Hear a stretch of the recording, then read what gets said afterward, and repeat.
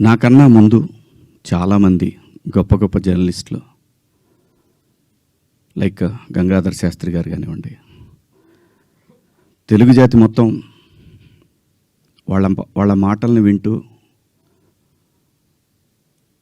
సంస్కృతిని ముందుకు తీసుకెళ్లాలనే ఆరాటంతో పనిచేస్తున్నటువంటి చాగంటి కోటేశ్వరరావు గారు, అలాగే గరికపాటి గారి ప్రవచనాల్లో స్త్రీ పట్ల స్త్రీకున్న ప్రాముఖ్యత వీటన్నిటి గురించి వాళ్ళు మాట్లాడే సందర్భంలో చాలామంది చాలా మాట్లాడారు. మరీ ముఖ్యంగా సినిమా ఇండస్ట్రీ గురించి కూడా అలాంటివి చేయొద్దు, మీరు అలా చేయటం వల్ల, అలా ఉండటం వల్ల, అలాంటి కట్టుబొట్టు వల్ల బయట సినిమాలో ఎలాగైనా చేసుకోండి, మీరు దానికి సెన్సార్ ఉంటుంది కాబట్టి మీరు పరిధులు దాటలేరు, బయటకు వచ్చిన తర్వాత మీరు ఇబ్బందులకు గురవుతారనే విషయాన్ని పదే పదే ఎంతోమంది పెద్దవాళ్ళు, సంస్కృతి సంప్రదాయాల పట్ల అవగాహన ఉన్నవాళ్ళు జనరేషన్స్కి చెప్తూనే వచ్చారు. నేను అలా మాట్లాడటానికి ప్రధానమైన కారణం ఏంటంటే, లూలు మాల్లో నిధి అగర్వాల్ తను పడ్డ వేదన,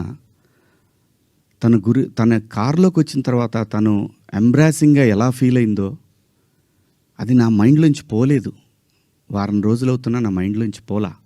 ఆ తర్వాత ఇమీడియట్గా సమంత గారి మీద, తెలుగు సినిమాలో నేను ఈ ఇండస్ట్రీకి వచ్చిన తర్వాత 90% ఆర్టిస్టులు, ఫీమేల్ ఆర్టిస్టులు ఎప్పుడు కూడా లైక్ రమ్యకృష్ణ గారు కానివ్వండి, జయసుధ గారు కానివ్వండి, విజయశాంతి గారు, వీళ్ళు కట్టుకున్న శారీస్ మీద, వీళ్ళు వేసుకున్న డ్రెస్సుల మీద షాపుల్లో అమ్మేసేవాళ్ళు అనమాట. నేను ఎవరిని ఈ డ్రెస్సులు వేసుకోండి, ఆ డ్రెస్సులు వేసుకోండి, మీరు కప్పేసుకోండి అని నేను చెప్పలేదండి. నేనెవరిని చెప్పడానికి?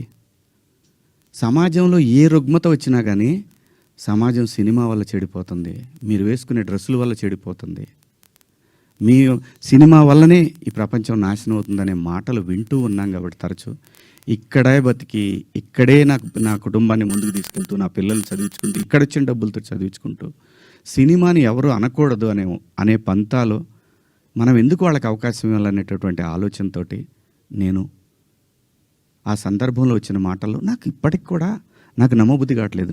నేను ఆ 2 పదాలు నాకు ఎందుకు వచ్చినాయి. ఇందాక మన జర్నలిస్ట్ మిత్రులకి నేను నా ఫోన్లో ఉన్న మెసేజ్లు చూపించాను. ఏమని? ఫస్ట్ నేను అపాలజీ చెప్పింది నా భార్యకి.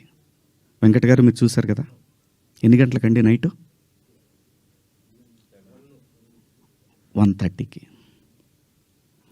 11:18 మా వాడికి నాకే ఎందుకో కొట్టింది, ఏది జారింది, క్షమాపణ చెప్దామని చెప్పి బాత్రూంలో, ఇంట్లో వాళ్ళందరూ బాధపడుతుంటే బాత్రూంలో షూట్ చేసి నేను మా వాడికి పంపించా.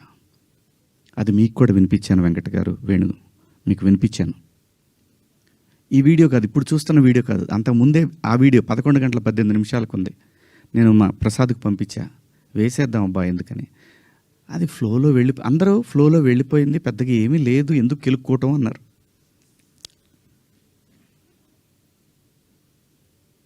సో కర్మ ఎలా కాలిందో తెలీదు, కర్మ ఎవరిని వదిలిపెట్టదు.